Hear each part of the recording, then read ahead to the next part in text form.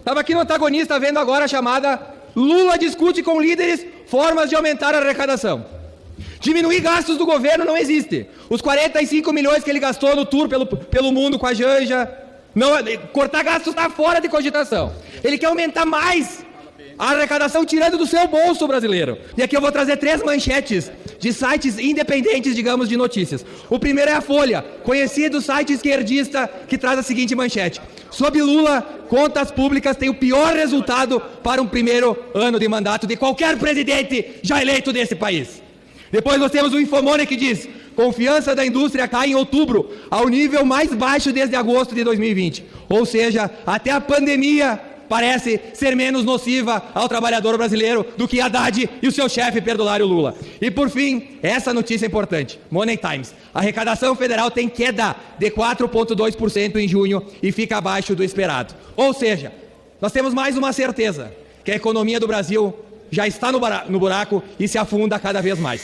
Lula, sexta-feira, descredibilizou o ministro da Economia dizendo que ano que vem nós não vamos ter déficit zero, ou seja, nós vamos gastar muito mais do que arrecadamos. Eu também quero tratar aqui hoje deste debate sobre o orçamento no Brasil, as políticas públicas para o nosso povo e o chamado déficit, que aliás é histórico no Brasil. Eu chamo a atenção dos deputados e deputadas, do povo brasileiro de maneira geral, sobre qual foi o déficit deixado pelo governo Bolsonaro nas contas públicas. É bom refrescar a memória, até porque eu vejo bolsonaristas aqui falar em déficit zero como se fosse algo que eles aplicaram durante o governo Bolsonaro. Não é bem assim, deputado Pompeu, veja bem. O déficit histórico sem precedentes deixado por Bolsonaro nas contas públicas chegou perto de 800 bilhões e complica a vida do governo Lula. Isso no início do governo Lula já se chamava a atenção do déficit deixado pelo governo Bolsonaro. E esse déficit foi deixado por vários fatores. Um deles é que eles tinham cheque em branco durante o processo de pandemia e gastaram mal. Gastaram com cloroquina, gastaram com uma série de questões que não era para ser aplicado na defesa do povo brasileiro naquela época. Mas tinham cheque branco dado, inclusive, pela Câmara de Deputados naquele momento. Também os precatórios, foi aqui também aprovado e ele deixou esses precatórios sem pagamento e retirou do déficit. Vamos lembrar isso. Então, em momento algum, o governo Bolsonaro se preocupou com o déficit zero. Tanto é que ele foi sepultado, era algo que não existia. Era o tal teto de gastos que foi formulado na época do governo Temer e que era um verdadeiro absurdo, que aqui foi substituído pela PEC, que nós aprovamos para que este ano tivéssemos um bom orçamento e, ao mesmo tempo, o arcabouço fiscal aprovado posteriormente para substituir o teto de gastos. Então, o pessoal do Bolsonaro, ao invés de ficar apenas gritando, tem uns que gritam tanto, tem um que vem do Rio Grande do Sul que ele berra.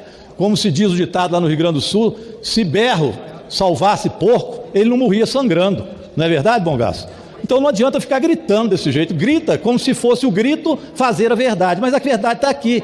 O déficit no governo Bolsonaro foi de 800 bilhões de reais. Então é evidente que vamos colocar a conversa no ponto certo. Colocar a conversa no ponto certo tem que dizer também o que está acontecendo este ano, que vários diziam que no governo do presidente Lula isso aqui ia virar uma Venezuela, desemprego, e nós chegamos agora à menor taxa de desemprego, de 7,7%, desde 2015, a menor taxa que nós tivemos de desemprego agora. Presidente, peço 30 segundos.